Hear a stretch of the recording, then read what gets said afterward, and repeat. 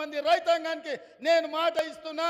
July 31 తారీఖు దాట కంటే ముందే 1,50,000 రూపాయలు ఉన్న ప్రతి రైతుకు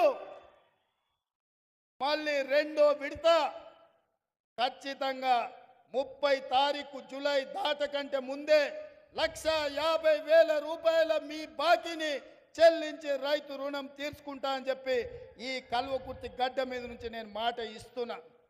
ఇదే కాదు, 2 తారీఖు నుంచి 14 తారీఖు వరకు నేను విదేశీ పర్యటనకు వెళ్తున్నా.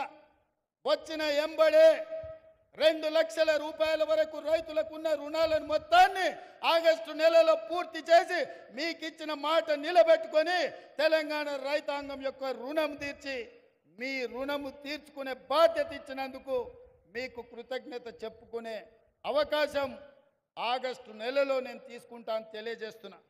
అందుకే